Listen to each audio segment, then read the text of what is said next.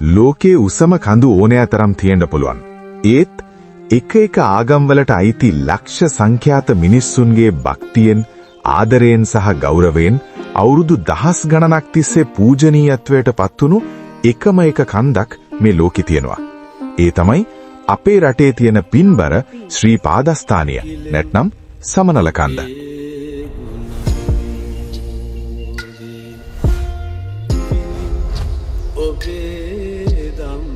ආයිබෝවන් හැමෝටම. අද ද ප්‍රොෆෙසර් තුලින් අපි යන්නේ හරිම අපූර්ව වන්දනාවකට.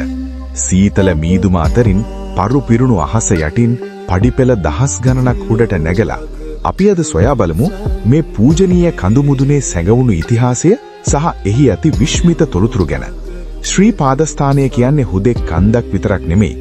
බෞද්ධ අපිට ඒ මහා කාරුණික බුදු පියාණන් වහන්සේගේ වාම ශ්‍රී පාද පද්මය පිහිටූ ස්ථානයයි.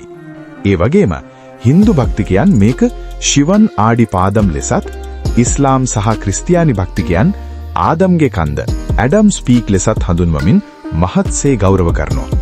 අතීත රජදවස ඉඳලම මේ කන්ද තරණය කිරීම ලෙහෙසි පහසු දෙයක් වුණේ නෑ.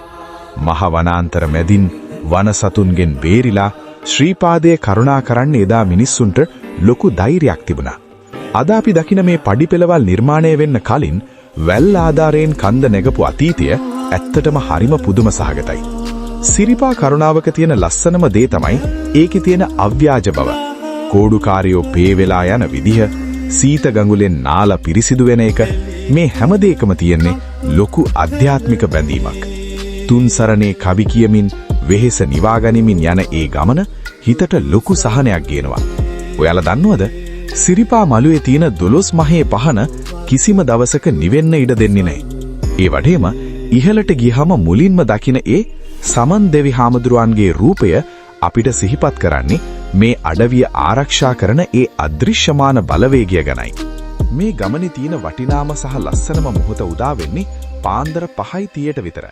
කඳු මුදුනට පෙනෙන ඒ ඉර සේවය වචන වලින් විස්තර කරන්න බැරි තරම් සුන්දරයි. ඒ මොහොතම කන්දේ සැවනැල බටහිර දෙසින් අහසේ පතිත වෙන ත්‍රිකෝඩාකාර සැවනැල දකින්න කෙනෙක් පුදුම නොවි ඉන්නේ නැහැ. ඒක ස්වභාව ධර්මයේ තවත් එක ආශ්චර්යයක්. ඉතින් මේ පින්බර පරිසරය රැකගන්න එක අපේ වගකීමක්. ඉතින් ඔයත් ශ්‍රීපාදයේ කරුණා කරපු කෙනෙක්ද? ඒක පහලින් කමෙන්ට් එකක් විදිහට කියන්න. වීඩියෝ එකට ලයික් එකක් දාලා අපේ ද ප්‍රොෆෙසර් YouTube channel එක subscribe කරලා දිගටම අපිත් එක්ක එකතු වෙලා ඉන්න. හැමෝටම සුබ දවසක්. තෙරුවන් සරණයි.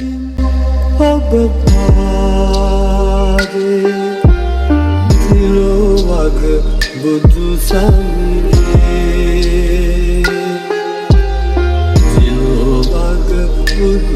සමිඳේ